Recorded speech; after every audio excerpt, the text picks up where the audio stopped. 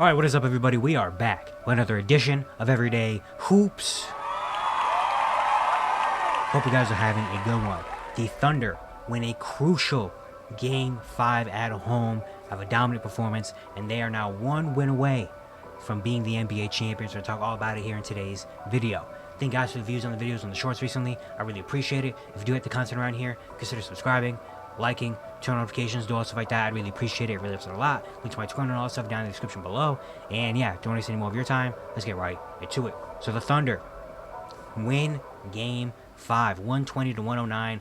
Big performances from some of their star players. They're up 3-2. They're one win away for being crowned your 2025 NBA champions. We're going to talk all about this game right here. Coming off a Game 4 that was very surprising. A game that OKC really shouldn't have won. You know, where they were getting dominated and outplayed for about 42, 43 minutes in this game. Indiana had everything rolling for them, and it looked like they were going to go down 3-1. But OKC finds a way to stay in the game. Shea says, hey, I got this team. And they steal a win to tie the series. You know, so I was very interested to see how both teams come out. OKC coming off that horrible performance that ended up being a win. You know, and kind of, I feel like that was kind of a wake-up call. Them really having to be like, hey, we got to really be on our stuff and really lock in. You know, and for Indiana, being about 5 minutes away from being up 3-1 in this series, and you crumble in the last couple minutes, how are you going to come out and respond to that? And honestly, there's something in my heart that was kind of thinking, like, man, this could be a blowout. This could be a big blowout for OKC, because I don't expect OKC to play as bad as they did in Game 4. And OKC came out from the jump and was the team that threw the first punch. The aggressiveness was there. The intensity was there. A big change up in difference from Game 3 and 4, I felt like. I liked what Isaiah Hartenstein did early in this game. The bigs, both the bigs, honestly, Holmgren and Hartenstein, what they were doing. Hartenstein's passing ability, I feel like, was really on display early on. He was finding a lot of guys for easy shots. Chet Holmgren was doing really good. The bigs were really involved early on. The offense looked a lot better, you know, getting easy shots. Shea, J-Dub attacking the basket. You know, they hit a couple threes early on. And Indiana just looked like they started off slow. You know, Indiana was turning the ball over a lot. The aggressiveness from the defensive end, which I was really a big fan of in the last few games, wasn't really there to start this one. I mean, OKC just came out better. You know, and that was really for a lot of the first half. Indiana just did not look good in the first half, and OKC did. It helped a lot that shots were falling. I think they made more threes in the first quarter than they did the entirety. I think they had more threes made and more assists in, like, the first quarter, the first couple minutes of the game, than they did in the entirety of Game 4. So, obviously, a big difference when you're playing actual offense. But it was the bigs, once again, Hartenstein. Holmgren's defense in the first half was incredible. Had a couple big blocks. His rim protection was amazing, you know, and his ability to score inside was really good. Shea looked a lot more comfortable like Shea. You know, his defense was really good. Getting to the free throw line, had assists. J-Dub was awesome this entire game. We're going to talk more about him later. But also his ability to be able to get to the free throw line and get to the basket. When he's been aggressive and getting to the basket in this series, it's been incredible. And then you get Aaron Wiggins and Cason Wallace both hit a couple threes in this game. Oscar Caruso does what he does. And really, this was just a dominant first half from OKC. The only reason it was not a crazy blowout is because Indiana was able to get to the free throw line. Indiana was able to get to the free throw line, get some easy buckets here and there, little cheap shots, well, in terms of like layups and stuff here and there in the flow of things. But really, it was a tough first half. I mean, shots were not falling. Tyrese Halliburton goes scoreless in the first half. The bench doesn't provide much at all. They can't really hit the threes. OKC's winning the rebounding battle. It's kind of like, man, we got nothing really going for us. You know, and the third quarter is going to be a big deciding factor in what's going to happen in the rest of the game, the first couple of minutes. And Indiana kept up a little bit to start the third quarter. It was really back and forth. Some shots were starting to fall, like Pascal, Aaron Nesmith. Shots were starting to fall. OKC wasn't as sharp. And then TJ McConnell was awesome in that third quarter. Had a moment, you know, where if TJ McConnell doesn't have that moment in this game, it's not even a contest. Indiana isn't doing this game. It's probably like a 20-point win for OKC if TJ McConnell doesn't have that moment. What he did in that quarter, I think he had like 12, 14 points in the third quarter.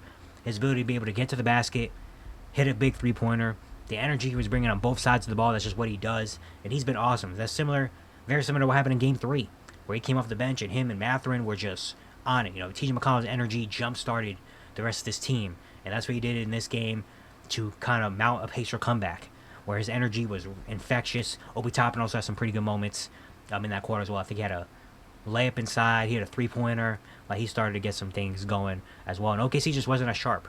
You know, I think they had more turnovers in the third quarter than they did in the entirety of the first half.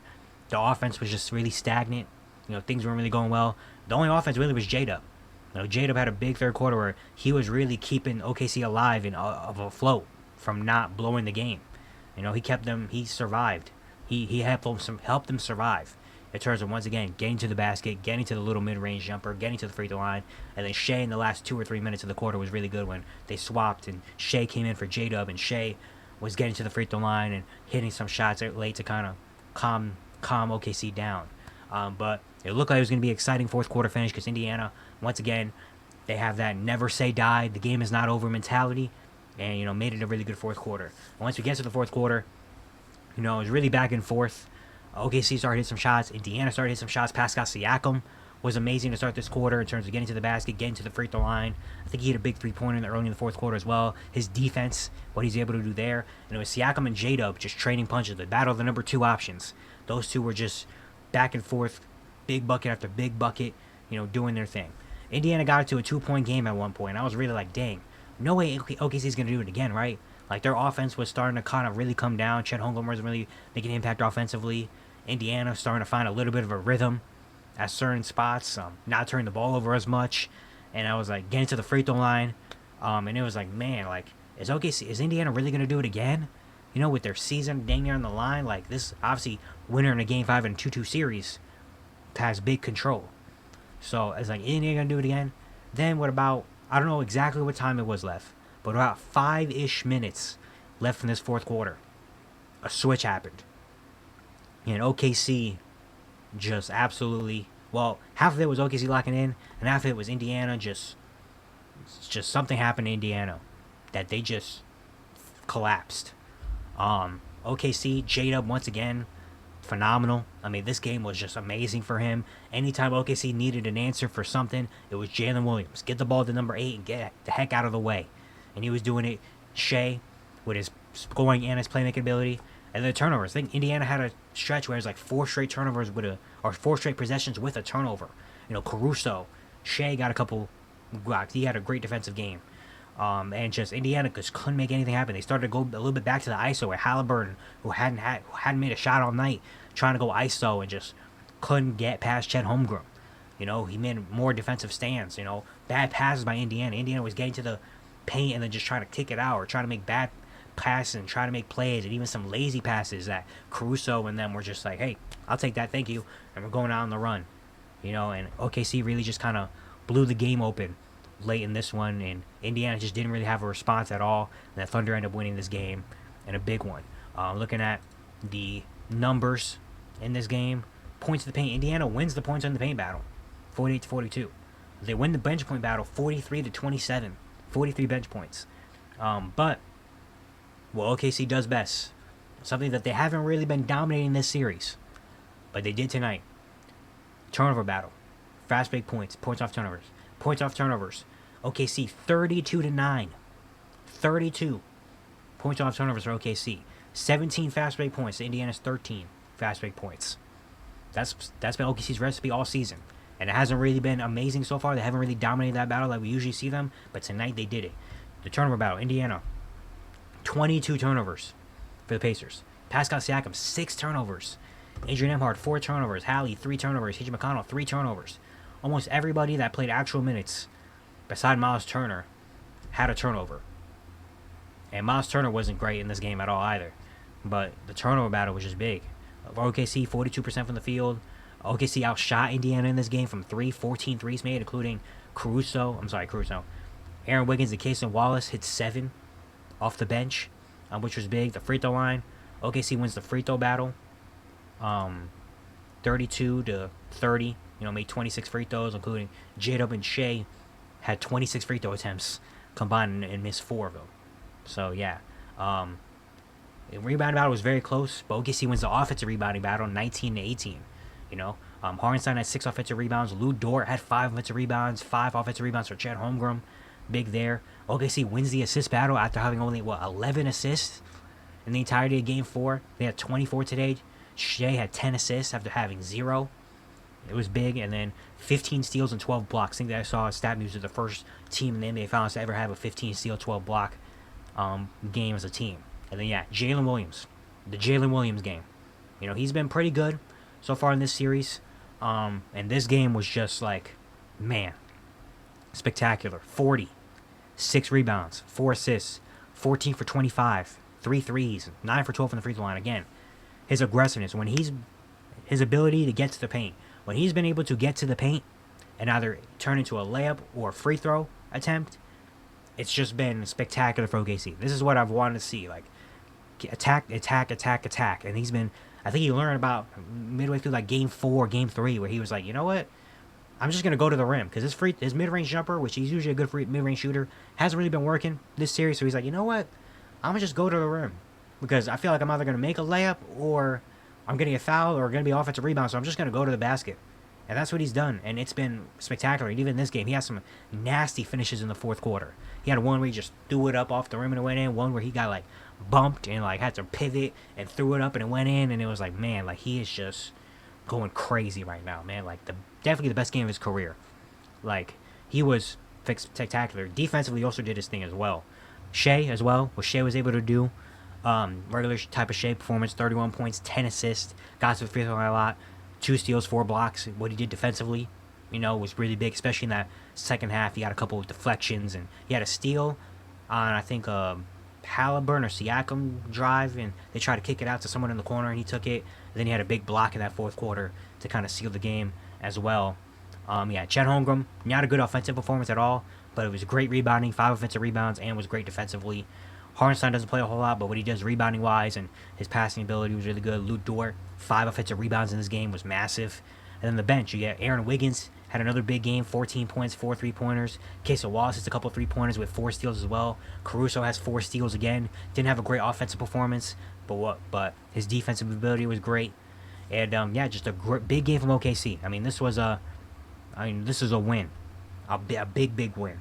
A dominant win. Where they just, came out hot. Pacers made their runs, but they withstood the run. And getting performances like that from Jalen Williams and some of the shots they made from the bench, just the defensive plays they made to save this game and make this game out of reach, was like prime OKC Thunder, what they've been doing this entire playoff run, and showing why they are the best team in the NBA. Doing that. For Indiana, kind of a disappointing one. Siakam tries his best. 28, 6'5", 3 steals, 2 blocks, efficient game, was good. TJ McConnell, again, what he did, awesome. Down the stretch, Nesmith hits a couple 3-pointers, even though he was in foul trouble a lot. Tyrese Halliburton, obviously that's going to be the big blanket probably out in all this, is everyone talking about Tyrese Halliburton, it's unacceptable to go 0 for 6. It's unacceptable to not only not make a shot, but to only take 6 shots as well. Obi Toppin and Bennedict Mathurin almost doubled, his field goal attempts. TJ McConnell more than doubled his field goal attempts. Just not something that should happen. Even if he's not making them, taking them is a big thing. He only took 6 shots, 4 of them were threes. Only had 6 assists to 3 turnovers, 4 points. Just unacceptable for a guy of his caliber that has been a superstar in these playoffs. Just can't have that happen. You just can't. He did have the injury scare early on with the calf tightness and all that stuff, but he still ended up playing 34 minutes. So I don't really want to use that as a big excuse.